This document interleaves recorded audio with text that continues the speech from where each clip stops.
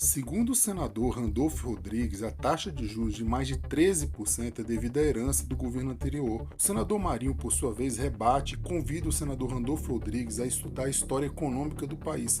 Segundo Marinho, o primeiro governo Lula, a taxa de juros bateu 26% e atingiu um pico de 45% ao ano dos governos petistas. Acompanhe. Essa taxa de 13,75%, a maior da história, não veio de janeiro para cá, não.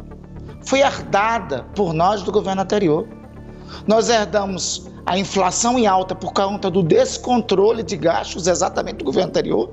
Ou será que todo mundo esquece que usaram quase 400 bilhões de reais para comprar a eleição e sem sucesso, não conseguiram? O senador Randolfo começa dizendo que a taxa de 13,75 herdada é a maior da história. Eu convido o senador a estudar a história econômica do país. O presidente Lula, no primeiro mandato, inclusive quando chegou ao governo, através do ministro Meirelles, aumentou a taxa de juros para mais de 26% ao ano. E antes disso, senador Randolfo, essa taxa de juros, na época do descontrole do gasto excessivo e irresponsável que o governo de Vossa Excelência pretende implementar, chegou a 46% ao ano. E na época, dos anos 80 e 90, a hiperinflação, nós tivemos a inflação de quase 90%, 80% ao mês, com essas teorias de emitir dinheiro sem lastro, que voltam hoje a permear os corredores do governo federal, infelizmente. No ano passado, a tal da PEC da transição cresceu, como eu falei, 200 bilhões de reais a mais. O senador Rodolfo disse que houve um gasto de 400 bilhões para ganhar a eleição. Então vamos aos fatos. Quando, em 2019, o governo foi iniciado pelo presidente Bolsonaro, nós tínhamos uma relação dívida-PIB de 75,3%. Nós terminamos o período em dezembro de 22 com 73,7%. Então, a matemática mostra que houve uma diminuição da relação dívida-PIB, porque os gastos que ocorreram por ocasião da pandemia e dos efeitos que ela causou, além da guerra da Ucrânia com a Rússia, senador Randolfo, foram gastos necessários para evitar a catástrofe econômica e a desassistência a milhões de pessoas que precisavam ser abrigadas naquele momento pelo governo. E mesmo com esses gastos que aconteceram, que foram investimentos necessários, passado o período, o governo rapidamente recompôs a sua situação fiscal, porque não foram despesas permanentes, ao contrário do que o governo que Vossa Excelência representa está fazendo agora.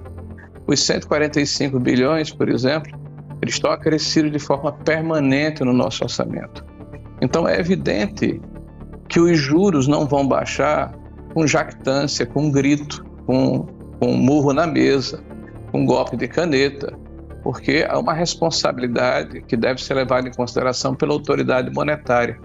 O mais grave é se condicionar o crescimento do país, ou a estabilidade fiscal, à condição monetária, que foi o erro dos anos 80 e 90 que resultaram na hiperinflação. Então é muito importante que a gente volte a consultar os livros de história para verificar que os erros que foram cometidos anteriormente estão voltando com muita força agora, o pior, revestidos de uma couraça, de uma carapuça, de um glacê, como se fosse uma coisa apetecível. Não é. Repetir os mesmos erros, com os mesmos personagens, e esperar resultados diferentes é sintoma de psicopatia. Então eu recomendo que o governo tenha muito cuidado, porque nós não fazemos oposição ao país.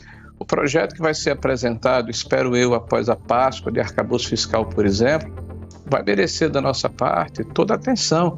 Nós vamos debruçar sobre ele, nós vamos tentar melhorar o projeto. Agora, nós não vamos afundar o país, não vai ser com a nossa digital que o Brasil vai naufragar. Essa é uma preocupação que nós temos. E os primeiros 100 dias do presidente Lula mostram esse tipo de desacerto. É o ministro da Previdência dizendo que não há déficit da Previdência, É o fim dos vistos gratuitos para que as pessoas possam viajar para o país do Japão, dos Estados Unidos e de outros países que são emissores de turistas para o Brasil. É o ataque aos marcos, como o marco do saneamento, como o marco das ferrovias. Enfim, nós estamos aí com muita dificuldade de entender o que é que esse governo quer. Aliás, até por decreto, né, se ataca a Constituição, como é o caso dos precatórios, deixando um mico de mais de 40 bilhões de reais na mão de quem acreditou no Estado brasileiro. Esperamos que o governo melhore nos próximos dias, porque nós todos estamos embarcados no mesmo avião.